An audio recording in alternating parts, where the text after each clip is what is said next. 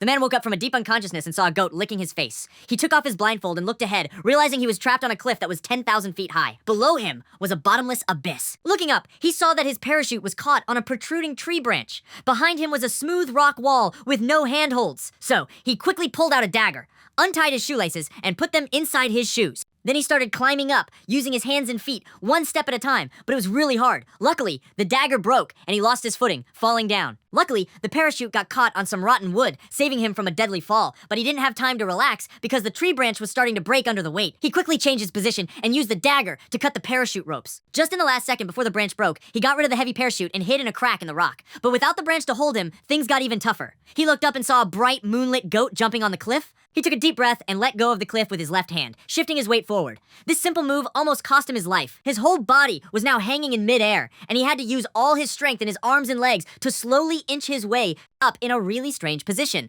After a long and difficult climb, he finally reached a protruding part of the cliff. But before he could catch his breath, the spot where he was standing, made of accumulated snow, suddenly collapsed. He almost fell with the broken ice. In that moment, he kicked his legs hard, jumped up, and grabbed the edge of the cliff. He refused to let go, but there was no place to push off with his feet, and his strength was slowly running out. Then, a big wild goat appeared in front of him. Before he could figure out what was happening, the goat butted him with its horns. The sudden impact almost killed him, but as he barely steadied himself, the goat charged at him again. This time, he grabbed the goat's horns and used its force to slowly move himself up toward the top of the cliff.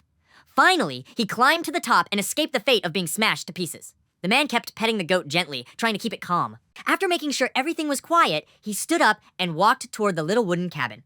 He pulled out his gun and snuck inside, trying to be as quiet as a mouse. Now, he was inside, but his job was just starting. He peeked through a tiny crack in the wall and watched the bad guys, trying to see what they were doing without being seen. Will he be able to successfully complete the task?